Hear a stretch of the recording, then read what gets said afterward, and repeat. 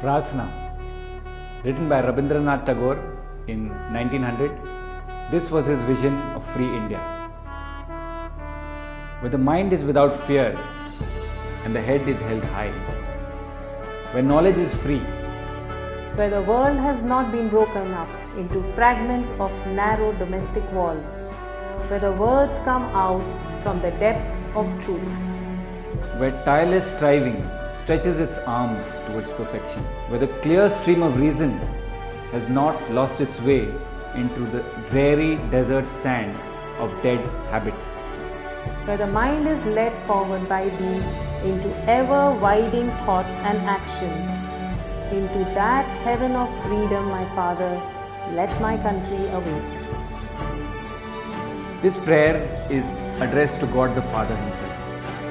Now the poet is describing a nation whose people use truth and reason as a bedrock, where there is freedom in the real sense and where plurality is accepted. This Independence Day is a good time for us to reflect on what freedom means. If we look back to our colonial past, we see that the poet is using our physical bondage and slavery to show us a bright future where we will be free in our spirit also.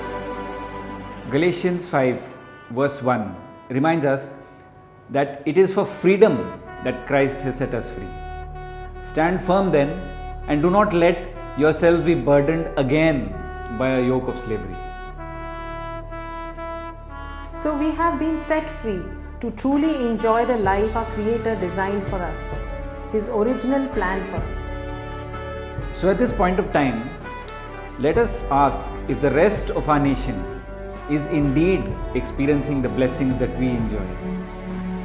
Are we celebrating our plurality and loving the other? Are the poor and needy, that is the spiritually poor and the economically poor, are they experiencing true freedom and God's love? Friends, we are God's chosen.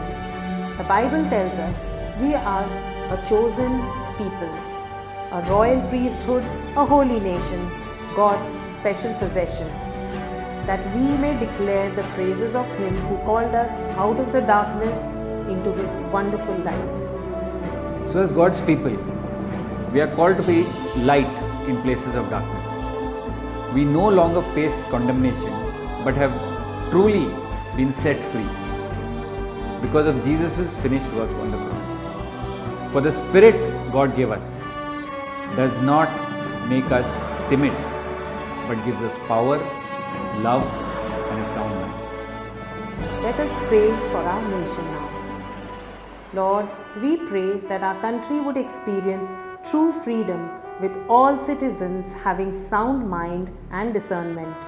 We pray that the poor in spirit and those who are economically backward will get a revelation of God's view of themselves. They will experience the love of God. Lord, we pray for our leaders. We pray for their well-being and that they would govern justly. In particular, we lift up our Prime Minister, Shri Narendra Modi, and his entire cabinet of ministers, President Shri Ramnath Kovind, and all those in positions of authority. Lord, we pray for the Constitution and the values enshrined in it.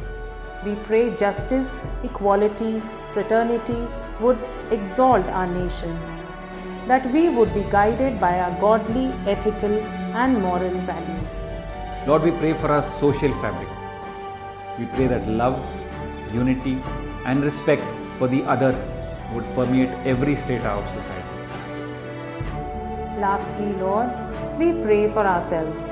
As a church, we would seek God earnestly to do His will through us for this great nation of ours, that we will be the salt and light to the communities He has placed us in, and that we proclaim the love of Christ with gentleness and respect. We ask this in Jesus' name. Amen. Let's continue to pray. Jai Hind.